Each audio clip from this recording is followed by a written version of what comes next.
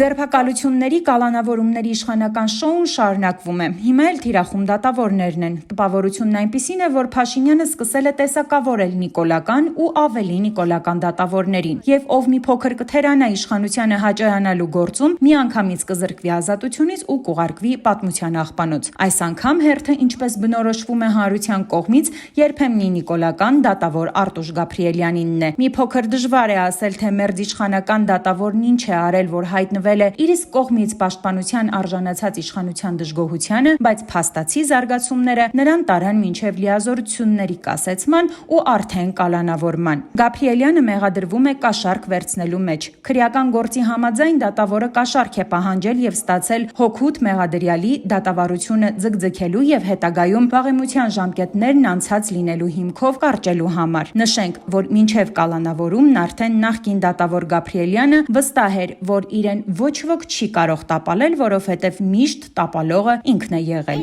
Գլուխները պատովը կտան ինձ տապալողը։ Շատ գլուխները պատով են տվել, որ հրապարակել է։ Ինձ ով կարա տապալի գեդի, ես եմ սաղ բոլորին տապալել։ Հիշեցնենք, որ այսօր իշխանությունների թիրախում հայտնված Գաբրիելյանը, ով դատավորի պաշտոնին է շուրջ 22 տարի, հանրությանը հայտնի է մի քանի տասնյակ աղմկահարույց քրեական գործերով։ Փաշինյանենց օրոք նրա ձեռքի տակով են անցել իշխանությունների կողմից թիրախավորված ընդդիմադիրներից շատերը, ինչպես օրինակ Արտուշ Գաբրիելյանը բավարարել է պաշտոնեական լիազորությունները չարաշահելու համար մեղադրվող ՍԴ նախկին նախագահ Հրայր Թովմասյանի տանը խուզարկություն իրականացնելու միջնորդությունը։ Նա բավարարել էր նաև նախաքննական մարմնի միջնորդությունը եւ որոշում կայացրել երկարաձգել ծանր հետևանքների առաջացմամբ զուգորդված պաշտոնեական դիրքի չարաշահման եւ առանձնապես խոշոր չափերով գույքի վատման համար մեղադրվող ՊԵԿ նախկին նախագահ Գագիկ Խաչատրյանի կալանավորման ժամկետը։ Գաբրիելյանի նախագահությամբ բավարարվել է $7 միլիոն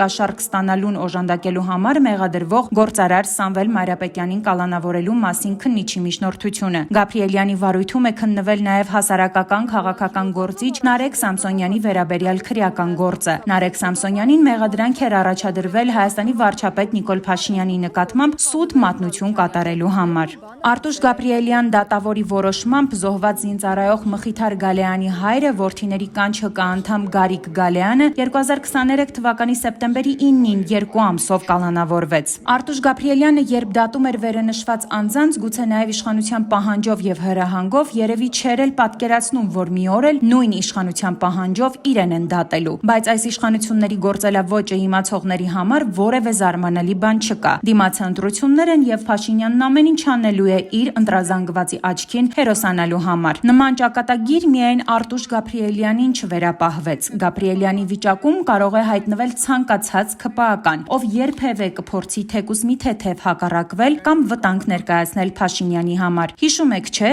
ասում էր ինչի Հայաստանում դատավոր կա, ով կարող է վարչապետի ասածը չանել։ Ինձ պետք չի մարիոնետային դատական համակարգ։ Չի որ Հայաստանում դատավոր կա, որ վարչապետի ասածը կարող է չանի։